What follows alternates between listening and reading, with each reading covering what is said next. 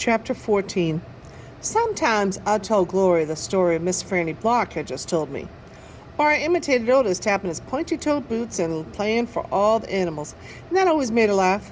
And sometimes I made up a story, and Gloria Dump would listen to it all the way through from beginning to end. She told me she used to love to read stories, but she couldn't anymore because her eyes were so bad. "Can you get some real strong glasses?" I asked her. "Child," she said, "they don't make glasses strong enough for these eyes." One day when the storytelling was done, I decided to tell Gloria that Otis was a criminal. Thought maybe I should tell an adult about it, and Gloria be the best adult I knew. "Gloria," I said. She said back. "You know Otis?" "I don't know him, but I know what you tell me about him." "Well, he's a criminal. He's been in jail. Do you think I should be afraid of him?" "What for?" "I don't know, for doing bad things, I guess. For being in jail." "Child," said Gloria, "let me show you something."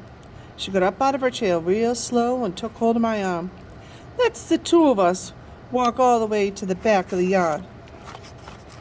"Okay," I said. We walked, and Winn Dixie followed right behind us. It was a huge yard, and I'd never been all the way back in it. Then we got to a big old tree. We stopped. "Look at this tree," Gloria said. I looked up. There are bottles hanging from just about every branch.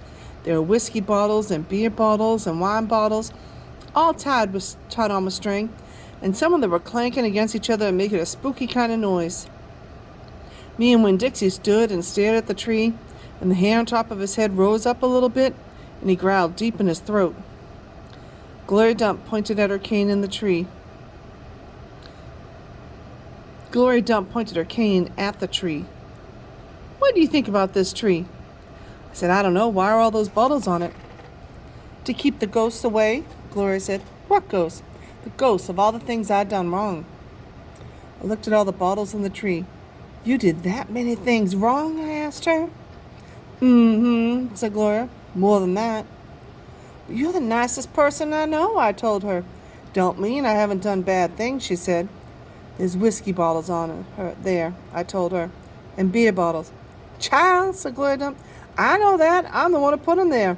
I'm the one who drank what was in them." "My mama drank," I whispered. "I know it," Gloria Dump said. "The preacher says that sometimes she couldn't stop drinking." Said Gloria again. "That's the way it is for some folks. We get started and we can't get stopped."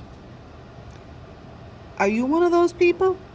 "Yes, ma'am, I am, but these days I don't drink nothing stronger than coffee."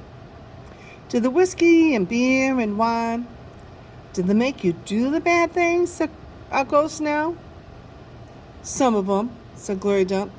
"Some of them I would have done anyway with alcohol or without it before I learned." "Learned what?" "Learn what is the most important thing." "What's that?" I asked her. "Oh, it's different for everyone," she said. "You find out on your own, but in the meantime, you got to remember you can't always judge people by the things they done. You got to judge them by what they're doing now. You judge Otis by the pretty music he plays and how kind he is to them animals, because that's all you know about him right now. All right?" "Yes, ma'am," I said. "And them Dewberry boys, you try not to judge them too harsh either, all right?" "All right," I said. "All right then," said Gloria Dump, and she turned and started walking away. When Dixie nudged me with his nose and wagged his tail. When he saw I wasn't going, he trotted after Gloria. I stayed where I was, and I studied the tree. I wondered if my mama, wherever she was, had a tree full of bottles. And I wonder if I was a ghost to her. The same way, she seemed like a ghost to me.